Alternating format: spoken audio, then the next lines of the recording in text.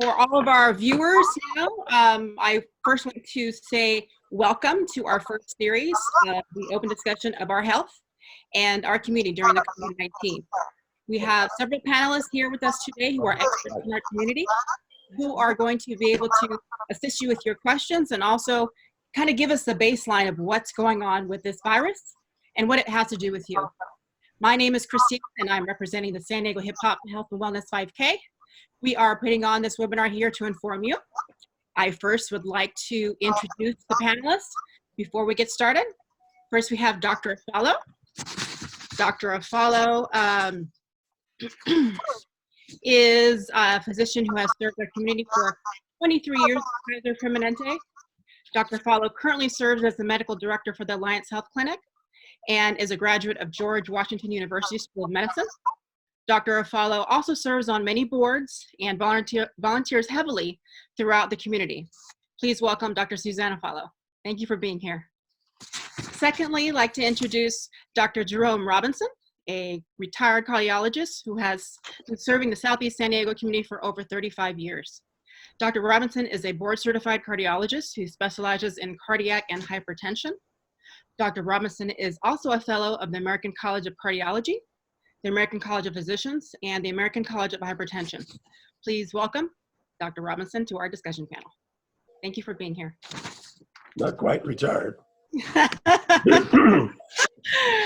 Next, we also have with us today Dr. John Warren, publisher of the 58-year-old nationally award-winning publication Voice and Viewpoint. 60 years. 60 years. Oh, see, I was looking at something else. My correction. All right. All right. 60 years of the award-winning publication Voice and Viewpoint. For more than 5 decades, the San Diego Voice and Viewpoint has faithfully reported on news from an African-American perspective.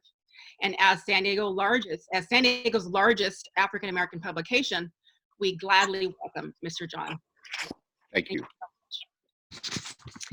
We also have with us today, last but not least, Ms. Laia, who's the director of the Pillars of Our Community and board member of Jacobs Nonprofit Innovation, where they release rapid response funds to grassroots organizations. Laia is also involved in Prop 47 expungement clinics and integrated service delivery, which we'll talk about later. Thank you so much for being here, Laia, and please welcome Laia Aziz. And it looks like Shane has joined us. Hey. Hey there. How are you? Doing good. Good.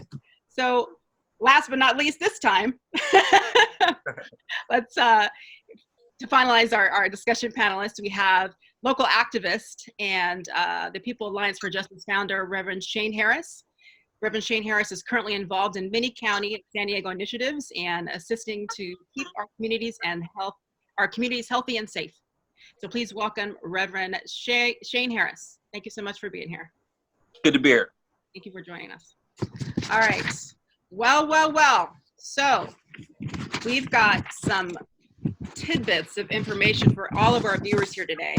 A lot of thought-provoking content, which you should only expect from the best here in San Diego. So I want you guys to stay tuned. First, we have Dr. Jerome Robinson with a slide presentation. If you want to go ahead and get started with that, Dr. Robinson. Yeah, you're controlling the slides, right? Actually, Kristina should be the other Kristina. Hold on just 1 second.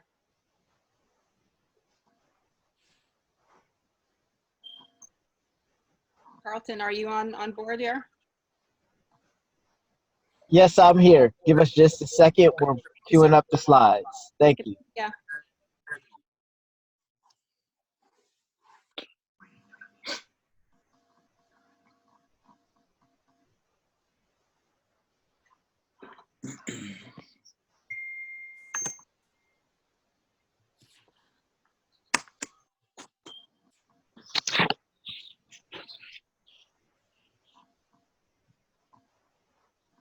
Dr. Robinson, while we're pulling up the slides, can you give our attendees just a little background on your history here as a leading cardiologist? I'd like to say leading cardiologist here in San Diego.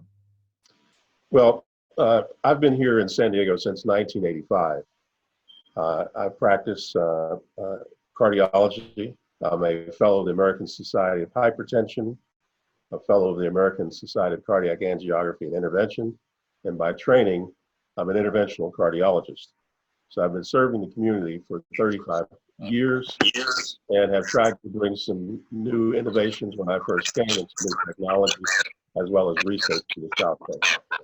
My goal has been and always has been to try and provide the very best for the community I serve and bring the innovations that keep us up to date in terms of guideline-directed medical therapy.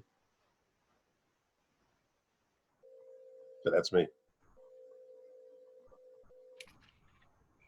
Like they have the beginnings of your presentation here.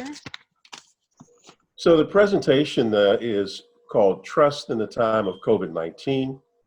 I think that's a very important topic because the question is, who do you trust in this time of COVID-19? Certainly, there's a lot of misinformation.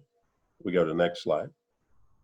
That's out there with regard to COVID-19 and propagated by right-wing media, propagating by various things that you see on social media. It's also propagated by Fox News, and it's unfortunate. In that time period, as of recently, they've tried to undermine the person who we consider the person that we should be listening to in terms of this COVID-19 virus, and Dr. Anthony Fauci from the Centers for Disease Control and Protection. So it's very important that we as a community learn where the trusted sources should be, and if there's any difficulty with that, certainly there are resources and things that you can turn to going to the CDC website, and then we'll try to get more information out through the Voice and Viewpoint, as well as other organizations that are going to be represented here. This is the representation of the virus. This is COVID-19. The story on COVID-19 is it was first discovered in a case in China in December of 2019. By mid-January of 2020, the virus was, the identification of the virus was known, and that information was sent out to all countries by the World Health Organization. This virus, you see the little red spicules, that virus attaches to cell membranes. First of all, it gets in through your mucous membranes and then into your lung. It then attaches to the mucous membranes in the lung, particularly the type 2 pneumocyte, and the surface protein is the angiotensin converting enzyme. That allows this virus to get into the cell, and it attacks the type 2 pneumocyte, which is protective in terms of it produces surfactant to keep the lungs open. And then we have an inflammatory response. In the meantime, the virus is being reproduced once it gains access to the cell's ribosomes. New viruses are made and then it's excreted. This virus we have some experience with because 15% of the common cold are RNA viruses, and this is an RNA virus. We have information on this virus going back to 2002, 2003, when we had SARS. There's about 80 to 90% homology between this virus and SARS viruses, both of which are RNA viruses. Next slide. Now, understanding this disease is interesting because we talk about two different things. We talk about infection and we talk about disease. And those who are infected, sometimes they do not know. And this is from experience we have from the Princess Cruise Line. Remember that ship that was docked and the president didn't want to unload those passengers because he was afraid that would show that his numbers were bad. But what we found out from that is that of the crew and passengers who tested positive, half of those didn't even know that they had the disease. So there's an asymptomatic carrier group which have the infection, but not the disease. Now, let's talk about the disease. The disease starts when you present with symptoms, and these symptoms on average take about 5.1 days, and they're usually associated with cough, fever, and malaise. And then you develop the full-blown symptoms of the disease, but remember that in terms of recovery, 81% of those patients will have mild disease, in that some may even stay home and not come to the hospital. But of those who come to the hospital, about 14% of those are going to have severe disease. Severe disease means that these are patients that are going to be admitted to the intensive care unit.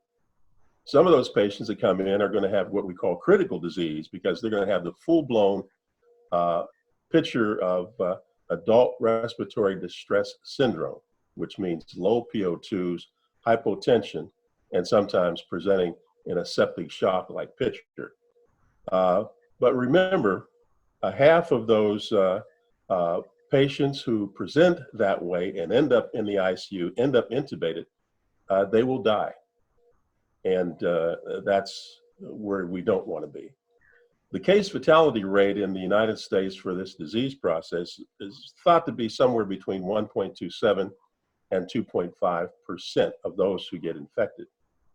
But that's a moving target, because we don't know, first of all, how many people had the disease, and we don't know if we have the correct number of how many actually died from the disease.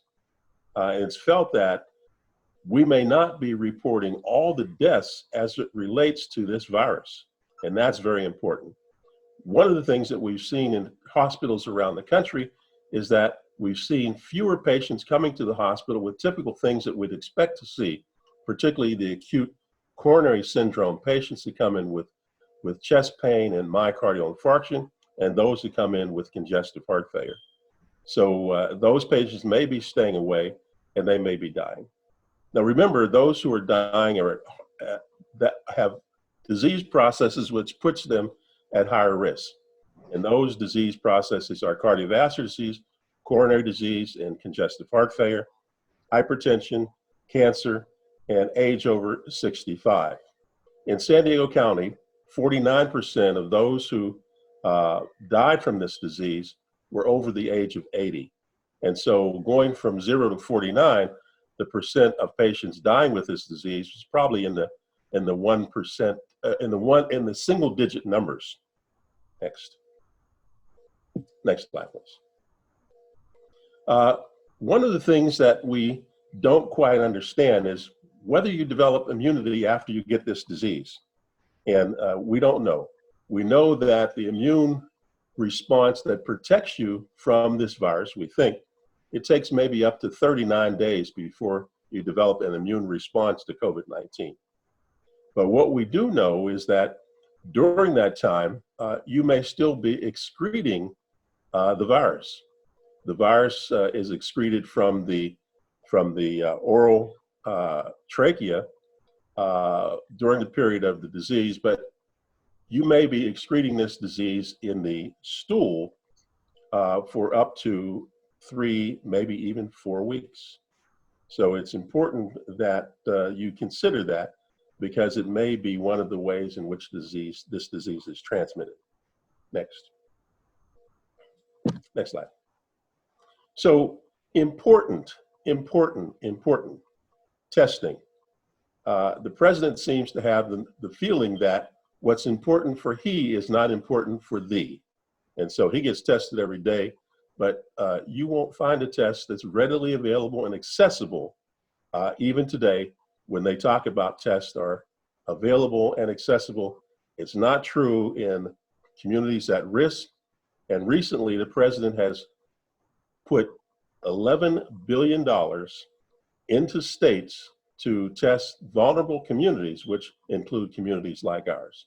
So we need testing. We don't know what this disease is going to do until we are able to find out who has it and who may have had it and may be protected. So the important thing is that we need testing. We need to test the most impacted in the communities of color. And now we learn that those folks who are in jobs that nobody wants are now called essential workers. And so the janitor, the folks that serve you in the restaurants, and all the other service community folks are now essential workers. And who are they? Well, just go out in San Diego and you'll see. Those are people of color. And going back to work without knowing who's positive and who's not puts us all at risk. And remember, half the people on the cruise line that tested positive were asymptomatic for the disease. So we need to get tested. We need to continue to monitor these folks who are in the community, who are in these essential positions. And then my feeling is I'd like to test everybody. Now, I say that because that's exactly what we need to do, and I'm not making any excuses for anyone that says we can't produce that number of tests, and therefore that's not something we should do. It's been said even by county health officials that we don't need to test everybody, including those who test positive that are now contacts of that person who tested positive, and that's purely ridiculous. Remember that in World War II, Boeing produced 10,000 planes in 5 years. If they can produce 10,000 planes in 5 years, we can certainly produce some tests to test the folks in this country. Next slide. Okay, how do you protect yourself? Well, that's important. So when you're out, please wear a mask. Please physical distance, but don't social distance. It's important that you maintain contact with your friends, your loved ones, because it's very isolating when you're at home, isolating yourself, doing the things that we need to do to help prevent the spread of this disease. For those who are out in the community and those who are particularly the healthcare providers and the first responders, they need to remove their clothes when they come home, preferably in a place not in the living quarters, maybe your garage. Clean your shoes off, get your clothes washed, shower before engaging with family members. At UCSD, the folks, the attendings who are on call are actually being put up in hotels so that they don't infect their family. My friends who are on the front line, particularly the critical care and pulmonary specialists, are actually afraid. We have had a couple doctors who have tested positive now, and everyone's worried about bringing this disease home to their family because we now have a new disease, which is called PIMS, which is the pediatric inflammatory multi-system disease that seems to be related to COVID and can occur sometimes thereafter. So remember, remove your clothes, place them in a washer, shower before engaging with family, and particularly monitor your health, take your temperature. Next. Where are your trusted resources? Well, hopefully we'll be able to do something similar to this in the near future to get the information out that we need to get out to folks so that they understand this disease much better. So the People's Alliance for Justice, the Pillars of the Community, the Voice and Viewpoint, and certainly the San Diego County Health Department. So I'm going to end there. There's certainly a lot more I could have told you and I have to say, but I'll leave it there and go to the next. Well, we definitely appreciate all of your input, Dr. Robinson. It's so very important for everyone to get the right stuff in front of them, and you did just that. So thank you so very much for your contribution. Next, speaking in regards to health disparities amongst the Black community in relation to COVID-19, and there's also a new task force in town, I hear, Dr. Afflalo. Can you tell us a little bit about that? Yes. So what I'm going to do first is just share a little bit of data in terms of the numbers so people have an idea on what we're dealing with. So basically, in case people are not up to date on what's going on in the entire United States, is United States have over 1.3 million positive COVID-19 cases and over 83,000 deaths so far. In California, we're well over 71,000 positive cases and almost 3,000 deaths. That's in California. So now in San Diego, we're dealing with 5,151 positive cases with 190 deaths so far.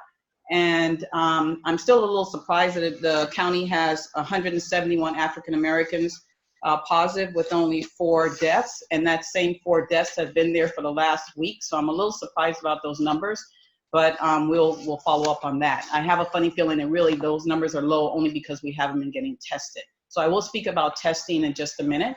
But mortality rate, when we talk about that, we're referencing the number of people in 100,000 Americans in the United States in reference to their respective groups. So for African Americans in United States, we have 42.1 or 43 people die per 100,000. 19.1 for Latinos, Latinx, 18.4 for Asians, and 16.6 for whites. So you can see that we're disproportionately higher when we're talking about mortality rate per 100,000. In San Diego, in terms of ethnicity, all people of color are being affected in the rates that are pretty high. And the way how it's showing right now is Pacific Islanders, Latinos, African Americans, and Asians, which includes probably the Filipinos in that group, are all at a higher rate of infection than the whites in this community. So let me make it plain and simple for you. If across the United States, if all the Americans had died of COVID-19 at the same rate as the white Americans, we would have at least 10,500 Black Americans, 1,400 Latin Americans, and 300 Asian Americans still alive if they died at the same rate at the white population. So you can see we are disproportionately higher. 10,000 African Americans would still be alive if we were at the same rate. So let me just tell you, I'll take a quote from my own little article I wrote, is that this COVID-19 global pandemic hit our nation like a tsunami and exposed the structural and institutional racism, social inequities, racial disparities, healthcare disparities, racial injustice, and the broken socioeconomic system that we African Americans have been dealing with for generations. So although the risk, there is no race risk for COVID-19, racism is a risk. So it is well known now across the nation, as they've been advertising it, that African Americans are disproportionately affected by COVID-19 with the highest death rates across the nation. So we are an extremely vulnerable group because of our underlying pre-existing medical conditions. And as Dr. Robinson mentioned, several of them include hypertension, diabetes, heart disease, asthma, other lung disease, HIV and AIDS, obesity. And that's to name some of the major ones. So not only are we disproportionate in terms of having the health risks that are putting that at higher risk, but also African Americans, along with other ethnic groups, are overrepresented in the service jobs, as Dr. Robinson mentioned. These service jobs refer to essential workers and frontline workers. So they don't have the luxury of staying home and working remotely. They're out there exposed every single day, increasing their exposure and increasing the likelihood of illness and death from COVID-19. Along with that, there's also certain living and working conditions that increases their risk for COVID-19, including populations of homelessness, crowded, overcrowded facilities like prisons and jails and immigration detention centers, shelters, meatpacking facilities, as we're hearing across the nation, other factories and warehouses, and including nursing homes. So there's obviously places and institutions that put our population at much higher risk. And in order for us to contain this COVID-19 virus, we do need to do widespread testing, which must be done for everyone. So that includes especially people of color, which is going to include also essential workers, all frontline workers, all vulnerable groups of people that are in unacceptable living and working conditions, which are some of the things I mentioned above. And besides widespread testing, we're going to also need to do contact tracing and isolation of everyone who is COVID positive. This must be done in order for us to contain this virus. So implementing these steps is the only way that we're going to be able to slowly, safely, and successfully open our economy. So let me tell you a little bit about the testing sites that we have in San Diego. We did have 2 drive-up stations or drive-up testing sites, but those have been closed. The permanent ones have been closed. We now have 3 walk-up testing sites, which are state-run. These testing sites are by appointment only, and they are housed at Escondido, the Grossmont College, and Chula Vista. So these are permanent sites for those 3 areas. They're walk-up sites, and everyone has access to testing there. You do not need a doctor's referral. All you need to do is there's two ways you can get an appointment: online or by calling a number, which I'll get that information to you in a minute. But you can also just call 211, and the message tells you exactly how you can get a test scheduled for the statewide testing, those 3 sites. But it is a website, lhi.care/COVID testing, or 888-634-1123. I'll make sure that information gets out to everyone. But if you call that number or get on that website, you can schedule your own appointment for those state-run walk-up testing sites in San Diego. So let's talk a little bit about the mobile units. So since the County of San Diego has closed down the 2 sites that they were running at the stadium and down in Chula Vista, they now have what they're doing as drive-up sessions, which are testing sites that they're going to use a mobile unit and have tents out in parking lots. And right now, they're going to be using those mobile centers to drive around into our vulnerable communities. The good thing is we have established some relationship with the county, and we've already had 3 dates that have been accomplished down in Southeast San Diego at the Euclid Health Center on Euclid near between Market and Imperial. So we've had a testing site on Saturday, May 2nd, which was our pilot testing opportunity. We had 17 appointments out of 24 that Saturday.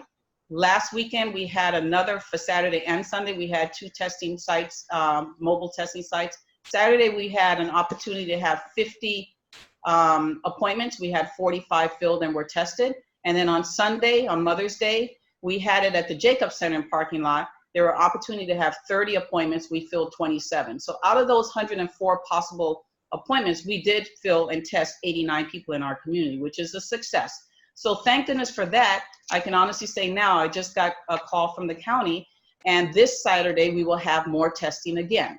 So this Saturday, same place at Euclid Health Center, we're gonna have the appointments from 9 a.m. to 3 p.m. 70 appointments are gonna be offered this Saturday. So the 211 will be available to get calls tomorrow morning, not this evening, but tomorrow morning starting at 8 o'clock. You can call 211. You do need to do the prompts of, number 1, prompt 111 until you get to a nurse triage.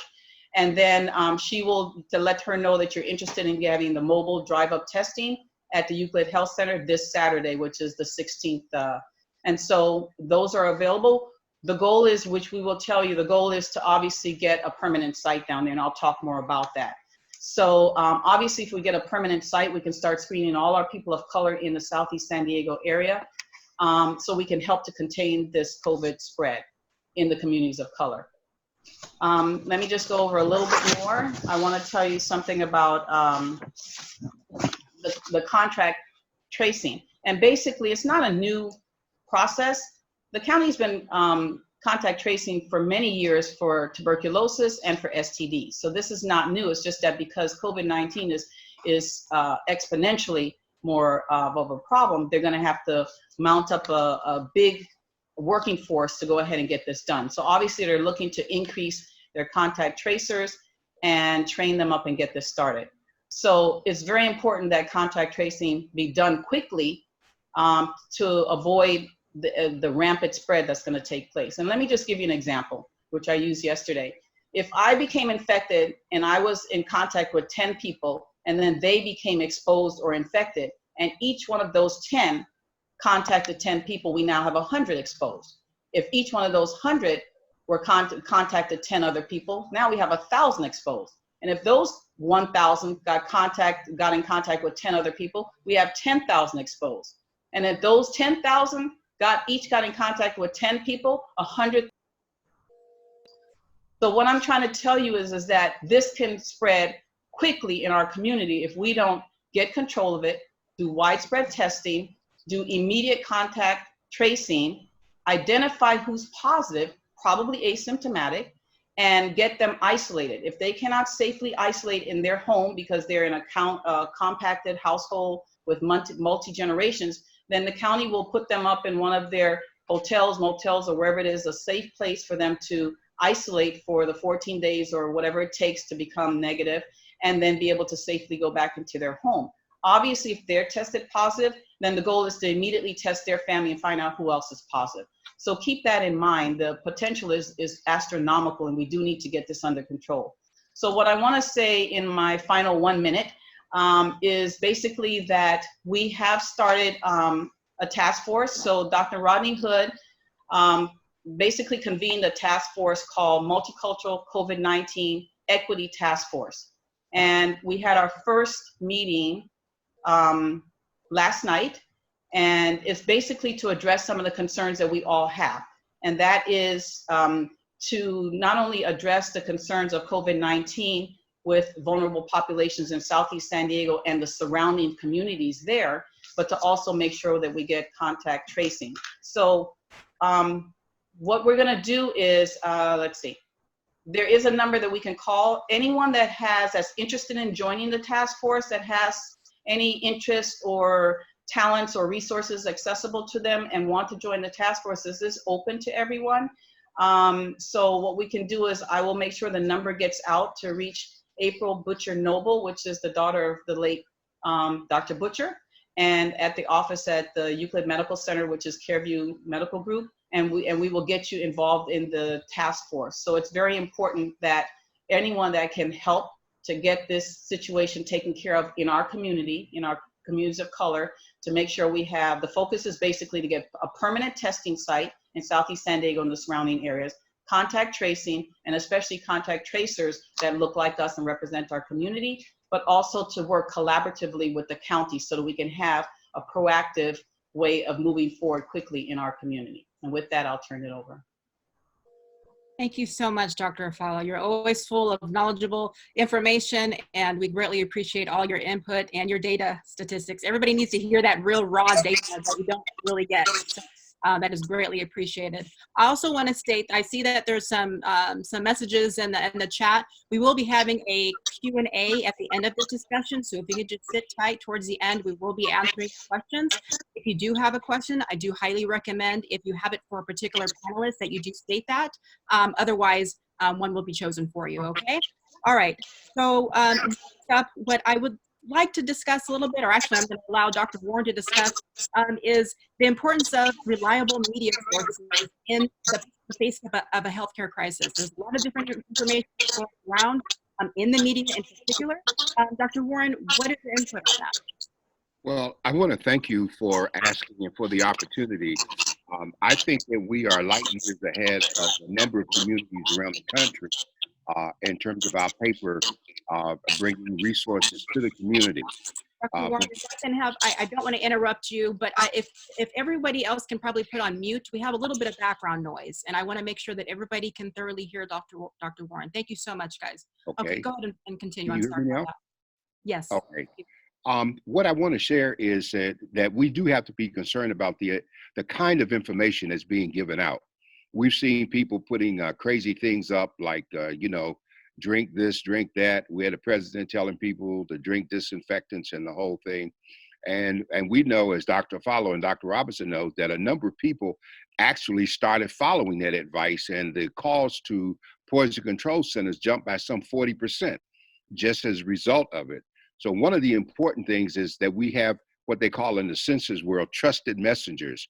And we think that the relationship we have formed here as a paper with the community, we've partnered with the county. We've made the paper available every day, and we're updating, and it's free online.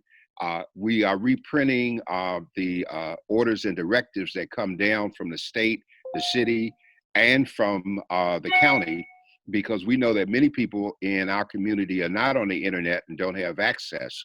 And so we are also putting our paper actually in food bundles and baskets as the food distribution centers take place. I want to thank the 5K Hip Hop for the tremendous amount of cooperation we've had with them, with I'm My Brother's Keeper.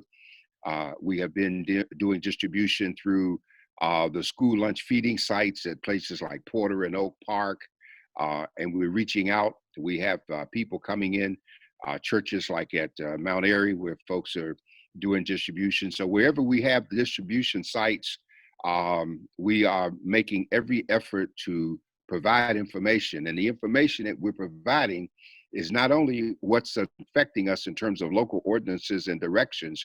For instance, we have had a lot of misinformation about rent control because the county ordinance says one thing, the city's ordinance on rent control left a lot of loopholes for landlords that weren't necessarily intended based on what the governor was saying for the state. And so people are confused, and we are taking phone calls. We're doing research follow-up. We're trying to cover, investigate the things that are happening so that we're not reporting rumors. And media is an essential service. And so we're working very hard to fill the gap. I want to thank people like Dr. Robinson, who is also a part of Black Men and Women United, the volunteer efforts that's coming. And we have, in case some have not seen, people have gone to some of the drive-up sites. There's a tremendous army of volunteer young people in the African-American community in particular. I'm not just talking about the distribution that you might see at the stadium, but I'm talking about locations in southeastern San Diego where people are giving their time to put together the food kits, and then other crews are coming to clean up. And it's a relentless activity that we have going on. I am very concerned as I make some observations of what I see. On the one hand, I see large numbers that can go up, and I'm observing as I move around the behavior of people. And while I see people with masks on, and I appreciate what you were saying, Dr. Robinson, I see very few people with gloves. I see people having contact with door handles, going in and out of stores and businesses and gas pumps. And they have a mask on, but they still have contact. And we know that the virus can live on metallic and cardboard and clothing and stuff for longer than just a minute. So this is a major area of concern. I'm also observing as we deal with this nationally, we as the Black press have been in touch with the Congressional Black Caucus and our state legislative people, because they're trying to make sure that dollars are put in these care stimulus packages to reach the people who are on the front line, the nurses and the healthcare workers, the postal workers, the police and fire, paramedics, all of these people who are being put at risk in terms of trying to provide services, who still don't have the kind of equipment that they need. The nursing home issues is a very important one nationally. We've been very fortunate, I think, so far in San Diego, but the nursing home deaths are a real problem. And now the latest thing I see coming online as we look today is the acceleration, almost 5% in terms of food at a time that people are in desperate need of food, and we're trying to reach out and support that. So I think one of the things I want to see happen with the African American community in particular, and I'm speaking to us since we are most effective, we have got to reset our mind think. We have got to drop the old idea of what is normal. We have got to understand that the best safeguard is the one that we give to ourselves and our loved ones, and not what is handed down. We can protect where we go. We don't have to be at the beach, on the streets. And we also, I'm very concerned from media standpoint that we have an increase in hate crime and racism activity in the midst of this crisis. It hasn't been played up big with the mainstream media, but we're looking very closely at what happened when businesses first shut down, and there was the effort to make gun stores an essential business with gun sales being up. And now, in addition to gun sales, we have people making 3D ghost guns that are being widely distributed. We have the shooting that took place in Georgia. We have the wearing of KKK hoods here in Santee in California, the couple that had the SWAT stickers. And so then we have some incidents of police abuse and harassment in this, such as the case of the lady who was walking her dog on the beach, and she gets confronted by the lifeguards, and we end up having 3 police officers attempt to handcuff and arrest her. But yet we have people gathering in North County and doing protests with no masks, no gloves, police here in Northern California, Highway Patrol just standing around. So there obviously is a race issue that's coming into play with this.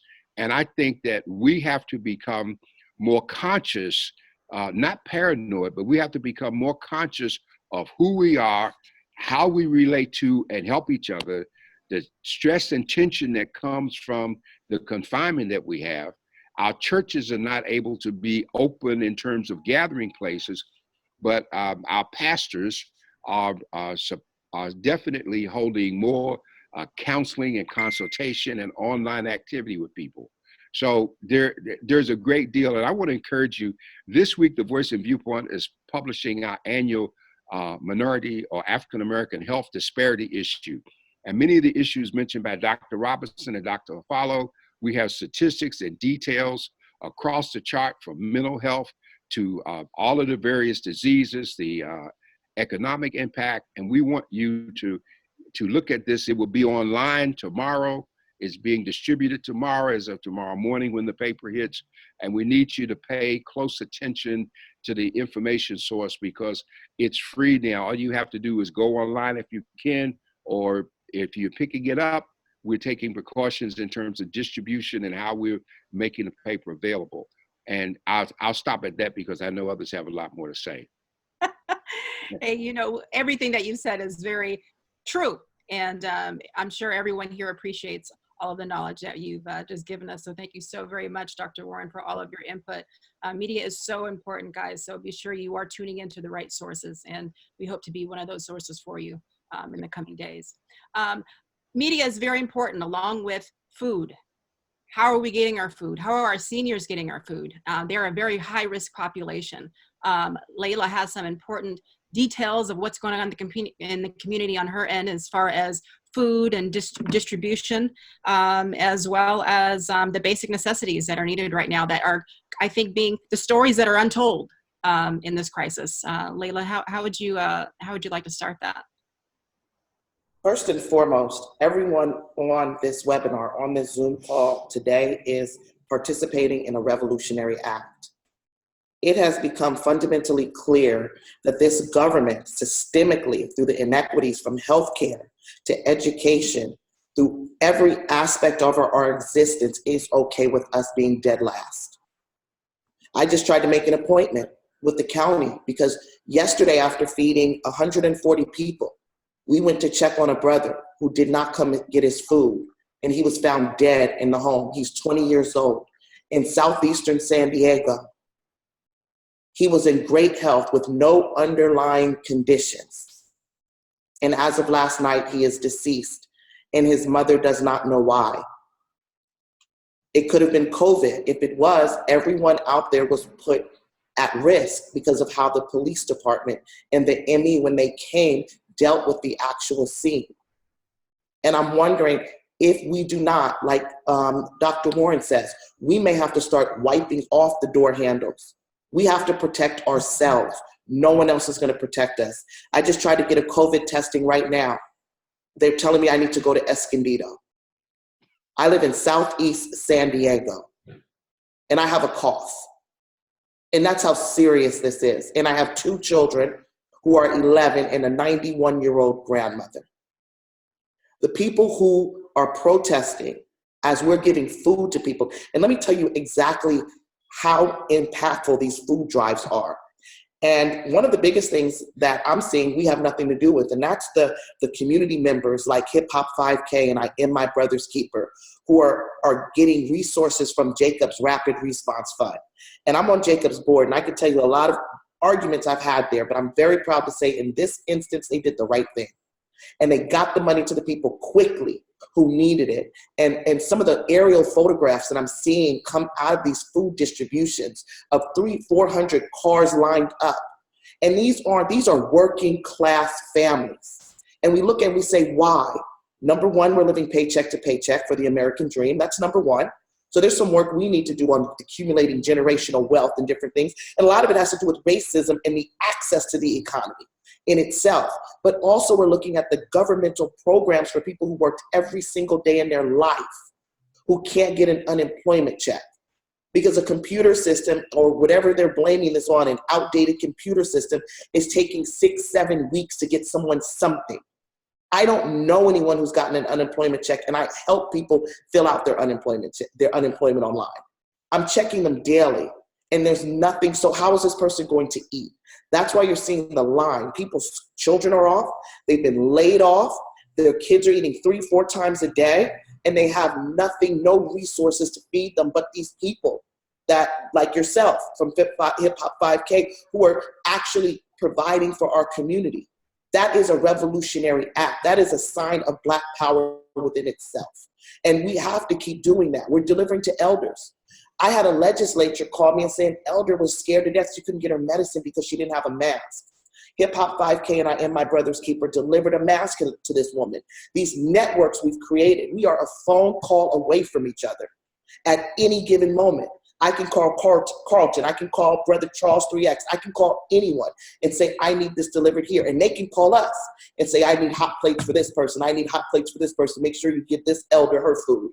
And that's the kind of networks with no ego, with pure humbleness and understanding that it's gonna take us all to get through this. And that's the main thing. I don't know what's gonna happen when resources stop, because our kids are not going back to school anytime soon. Jobs have been lost. And please do not think that these people who are protesting so that they can get money from their businesses, these are not essential workers protesting. No. The people who are protesting do not care about Black or brown lives. And let's be very clear about that. They do not care if your mother dies, your grandmother dies, or your children die. They think their Ferrari is more important, or being able to serve.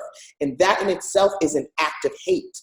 And that's, I don't care what they say, the reason for what they're putting the KKK hoods on and the Nazi mask on. Their actions show white supremacy and willing to start a death camp easily before any of those things happen, because they're protesting to put Black and brown bodies back and put their lives at risk in order for them to be able to pay their mortgage.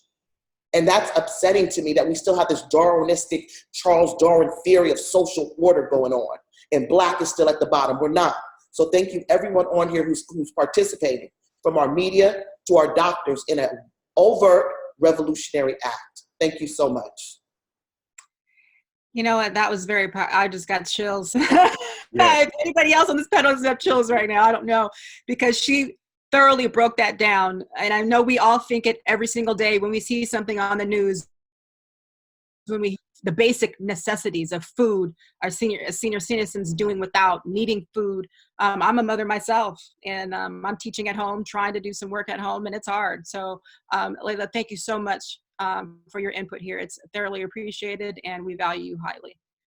Next, Shane, we have a little bit of discussion. I know Dr. Warren kind of touched ever so lightly on the rent control. I know you recently had some things to do with eviction processes, so I wanted to see what your input was on that, and also maybe tag a little bit more on the processes that's been going on with the COVID-19 testing centers. Yeah, well, thank you first and foremost to the Hip Hop 5K, you, Kristina, for having me. And of course, to all of the other activists and advocates and leaders on this town hall and this discussion. I really do think it's important to bring some clarity as to what happened this past Thursday when evictions started to be processed by the San Diego County Sheriff's Department. About 12 noon on last Thursday, I received a phone call. Well, to bring some context, the People's Alliance for Justice had started months ago, providing several efforts of relief to the most vulnerable throughout this time. One of the first things we did was we asked for the governor to defer mortgage payments for up to 90 days with other groups across the state, and he did that. We asked the governor for a moratorium on rent, and he did that. So this has been something we've been a part of from the beginning. But last Thursday, we got a call around 12 noon about actually from somebody in Southeast San Diego. She was going to be evicted from her home, beautiful home. She was going to be evicted. This was an eviction that was already in process prior to the pandemic.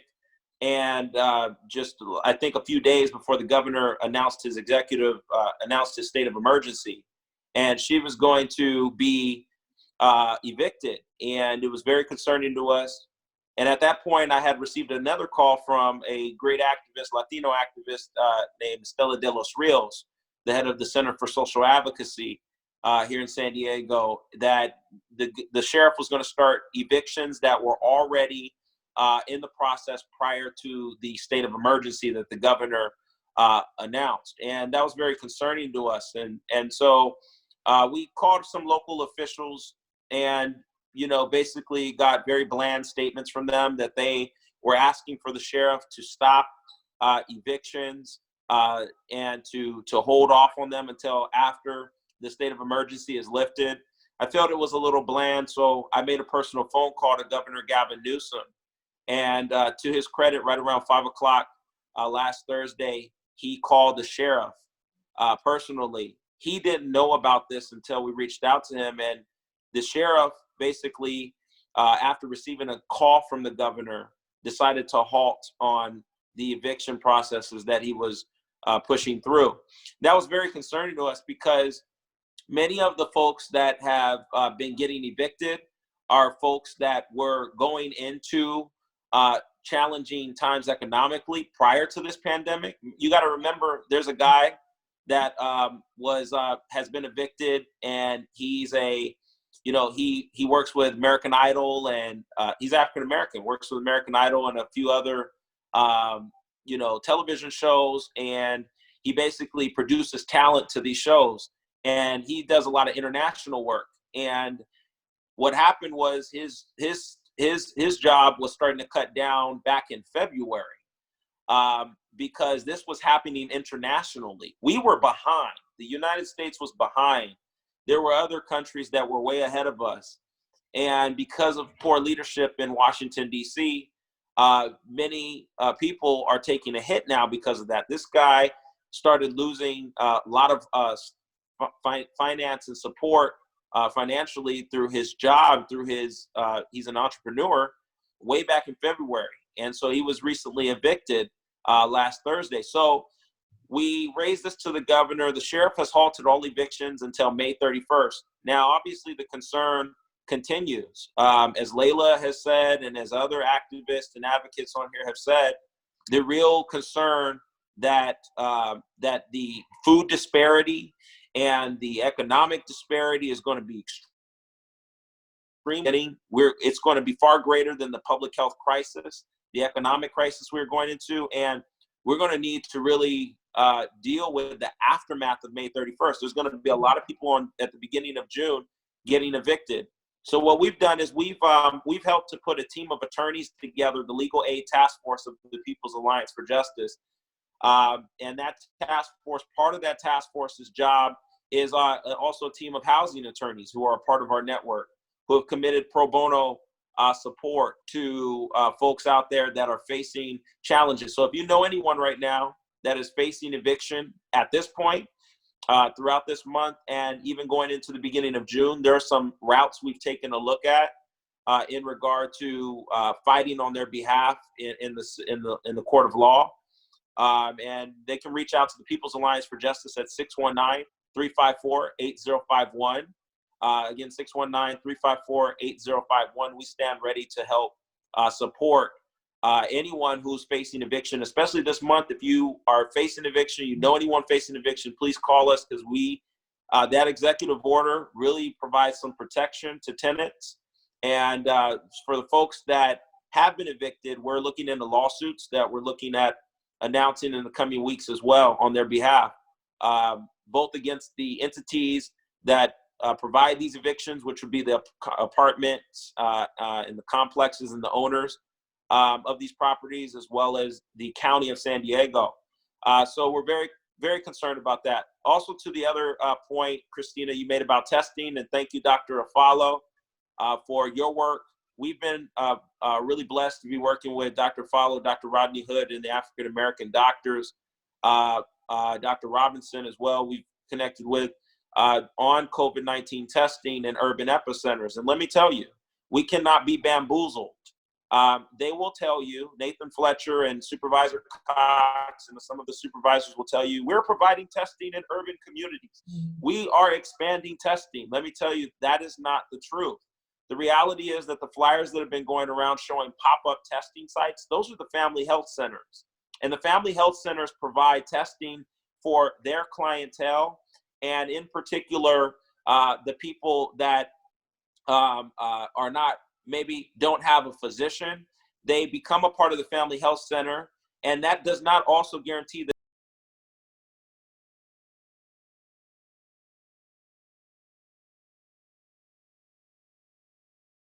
they will get tested. It just means that they'll get into their system. They are taking far, far many more of their clients prior to you, who's just joining the family health center. So we're very concerned about a consistency in testing in urban epicenters. And no one should have to go to Escondido or to San Carlos or Kearny Mesa to be tested, or down to Otay and Chula Vista to be tested. We should be able to see rapid testing in communities like southeastern San Diego, where I've often said that if you compare groups of zip codes, you will see grouped zip codes versus other group zip codes where consistent testing sites are, that they are bamboozling you on testing. They will tell you that 92114 only has this many cases. Well, we'll try putting 92114, 92113, and the zip codes of southeastern San Diego together, and then add those cases up and compare them to Kearny Mesa and those groups zip codes, and you will see a tremendous consistent growth rate of people getting COVID, as well as a consistent growth rate, consistent positive rate. So we need to see rapid testing, consistent testing in urban epicenters. And we have issued a letter to a memo to the county supervisors, Nathan Fletcher and Greg Cox, both heading up the subcommittee on COVID-19, as well as to the governor. And we are continually asking for these consistent sites. There's places available like the Tubman Chavez Center in southeastern San Diego. The county has already bought that building. They could turn that into a testing site, as well as the library by ECC. That can be very well a testing site for COVID-19 testing, and we have put those requests in. So, we must continue to demand consistent testing. It is important. They will tell you the demand is not there. We need to push back against that notion. That's not true, because if that was true, then the positives would not show the numbers that they're showing, and the growth rate per every 100,000 would not show what they're showing. So we will continue to, bring, continue to work with those in the community that want to work on consistent testing. It's critical for the communities. And let me say this at last: the tracing jobs. This past week, we issued a memo on the tracing jobs. Many of you have heard of those jobs which you get hired by the county. You are able to do tracing for positive cases. So if Kristina or myself or Carlton or anyone test positive, a tracer would be able to trace down exactly where, what other folks you have touched or people you've been connected with in the past few weeks. Those tracing jobs need to be represented by communities disproportionately showing in the numbers of COVID-19 cases. And so we put a memo into the county wanting to know for the 250 hires that they have recently made, how many of those hires are African American, Latino, Asian American, white, as well as Pacific Islander, but particularly Pacific Islanders, Latinos, African Americans, and Asian Americans are the communities that are disproportionately represented in the positive cases of COVID-19. We want to make sure that they're represented in the tracing jobs. Why is that important? Because if I get COVID, I would be more comfortable talking to someone and working with someone who's a tracer or a tracker who looks like me, who can maybe understand me from a cultural competent level. And we are very concerned that the county did not take an aggressive look at making sure minorities, the ones that I just mentioned, are represented in those tracing jobs. So we need to call Supervisor Nathan Fletcher and Greg Cox, continue to demand that those tracing jobs will be represented by people of color, because that addresses both the public health and the economic need in our communities. These jobs are paying $20 an hour. There's 200 more coming from the state of California. And I've also asked the governor to look into this, making sure that tracing jobs are represented by communities that are disproportionately showing in the positive cases as well. So this is all very important. If people want to know more about what our efforts have been at the People's Alliance for Justice, and we all are partners in working through and navigating our community, you can reach out at 619-354-8051, 619-354-8051, or go to peoplesallianceforjustice.net. Tomorrow, we will provide a free food distribution in the Paradise Hills area. We are ready to serve at least 500 people to start with. And it will be at 7997 Paradise Valley Road, San Diego, California, 92139. That is where the People's Alliance for Justice headquarters is, and that's going to be at 10 a.m. tomorrow, 10 a.m. to 12 noon, a drive-through food distribution.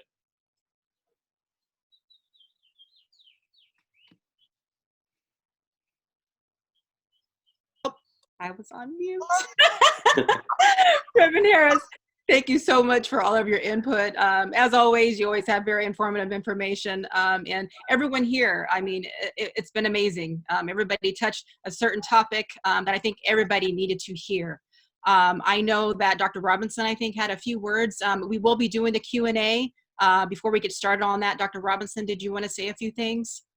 I think the one thing I would leave everyone with is the quote, the sergeant from Hill Street Blues: be safe out there.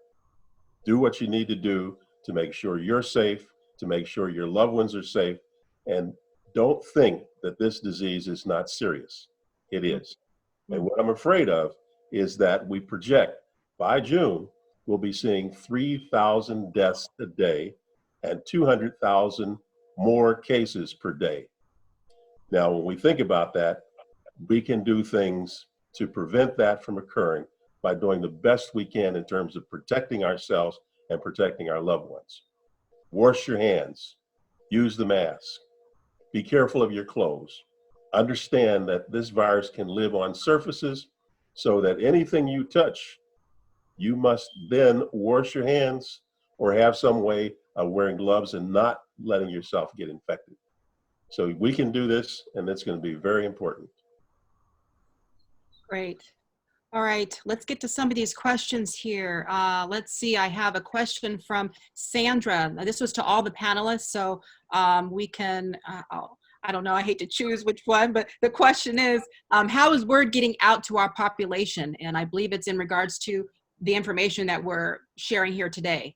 Let's see, it is word. It has to do with getting out. Dr. Warren, do you want to answer that? Yeah, we're doing it every day, every week. The word is getting out is on the internet. We're doing e-blasts. We're doing deliveries just like tomorrow with Shane's food distribution. We'll have several hundred copies of this week's paper with many information and directives going into the various baskets and boxes of food that are going to people.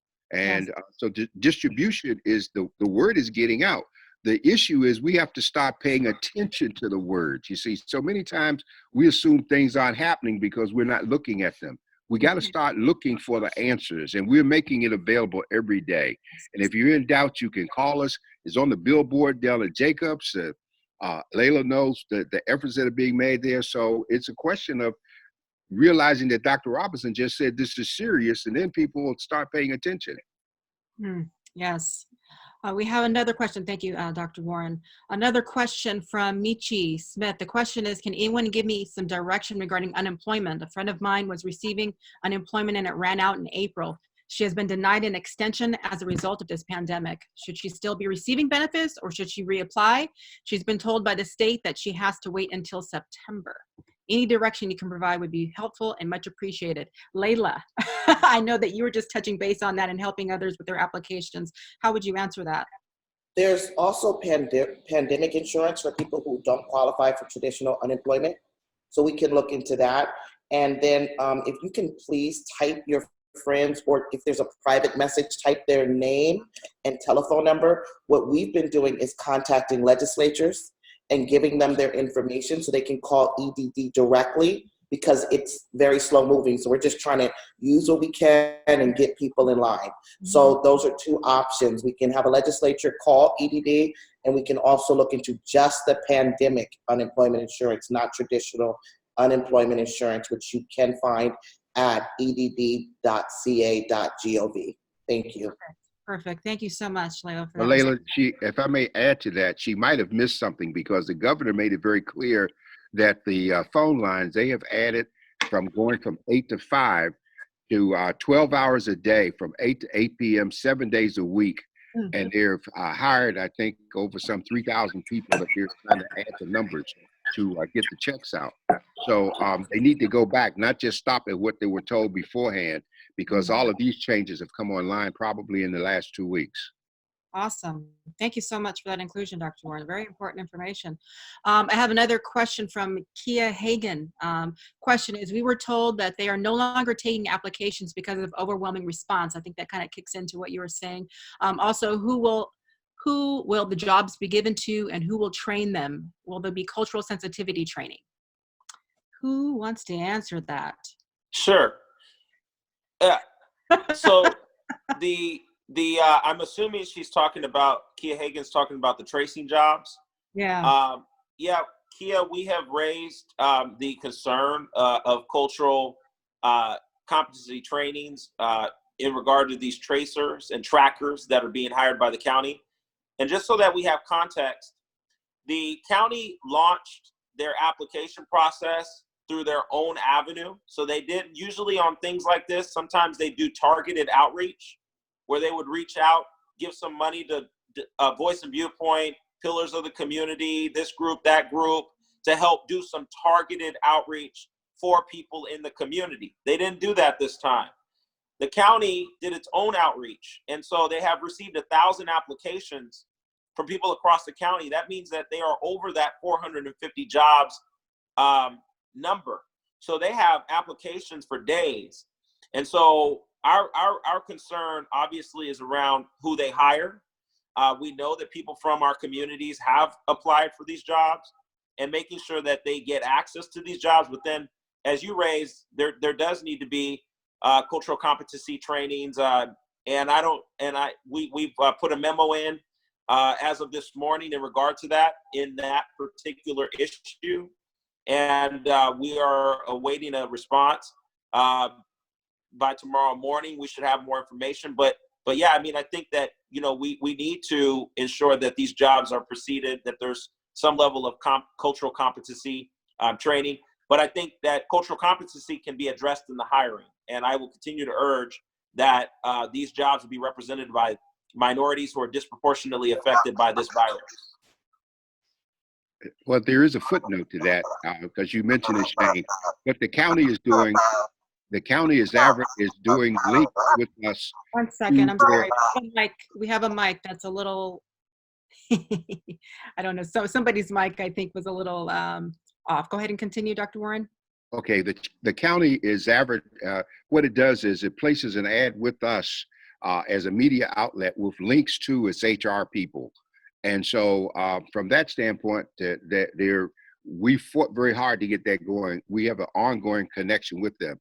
Remember that there's also an effort to have a federal program pretty much akin to the WPA, and members of Congress are pushing on this to hire, perhaps out of the 30 million people are unemployed, some 200,000 tracers. And we have suggested locally that our pastors be involved in the standpoint of our churches helping to refer people to them, so that we can keep our hands on folks that are actually coming from the community to get the job. So the Reverend Harris, you're on time, and we'd like for you to share with us when you're here tomorrow. Good stuff. Can I add something also? I had someone from the task force last night shared something that I think is interesting and should be considered. Is apparently Johns Hopkins is offering a free 5-hour online contact tracing course.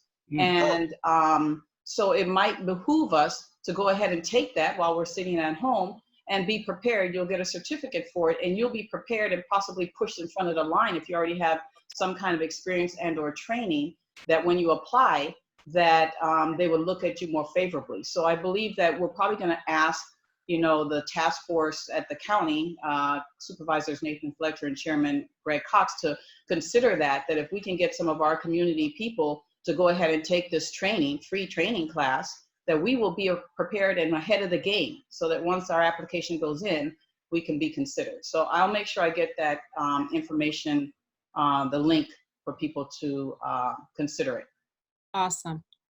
Great. Well, you guys, I do see a note here. Oh, somebody posted a link. Perfect. There is a link in the chat. Somebody beat you to it. I know Carlton would like to say a few words in just a couple minutes. Personally, on my behalf of the San Diego Hip Hop Health and Wellness 5K, I want to thank all of our panelists here as experts in our community for all of your input. Your efforts do not go unnoticed. We see you guys grinding. We see everything, and we thank you. I thank you. Our health is at the utmost importance right now, and health is wealth. So I hope we can continue discussions like this in the community for everyone to be informed, not just a particular demographic, and to be given the right information. And I think they can get that here. Carlton, do you want to say a few words? Thank you to all of our panelists. Thank you, thank you, thank you. Award-winning job here. Also want to give a special shout out to Kristina, Jerry, who's behind the scenes here, helping with the slides, flyers, and all the administration, the whole Southeast San Diego community for all that you've done to help spread the word. Health is wealth. Saturday, we have a food drive. We're trying to do these food drives one day a week. Every organization is unifying. Special shout out to Laia Aziz, Pillars of the Community, Jacob Center, and every organization that the SDHH5K has partnered with to help to meet the needs, fulfill the needs of the public that are knee deep in the battle of survival. So Saturday we have at 12 noon, Mount Airy Baptist Church food drive, flyers in front of you, from 12 to 2 p.m. Also, for those immediately after this Zoom meeting, Miss Deborah Porti will be hosting a workout session, and we want to follow along on the Facebook business page for the Hip Hop Health and Wellness 5K and Festival. For more information, you guys will be able to join Deborah, her live Zoom fitness. There's her beautiful flyer. And stay tuned. This is the first of many Zoom meetings. It's important for our community to be in the know, not in the last, when it comes to time-sensitive information. Our upcoming series will show appreciation to nurses on the front lines. We plan to also invite COVID-19 survivors. We also plan on getting involved with a discussion for the local nonprofits that have been affected by COVID-19 and the small businesses in our community that have been affected. So, Kristina, the floor is yours. You've done an excellent job hosting. Special shout out to the Hip Hop 5K Planning Committee. And patience is key. I just want to leave you all with that word, that patience is key, and that we're all in this together. God bless and carry on. Thank you. Well said. Well, that is all. Thank you to our viewers. I think that all of I'm seeing just a lot of thank yous in the chat. I don't see any further questions. So with no more, I will say eat well, live well, and be well. Health is wealth. Thank you guys for joining us, and we will see you next time. Thank you, Kristina. Thank you. Thank you.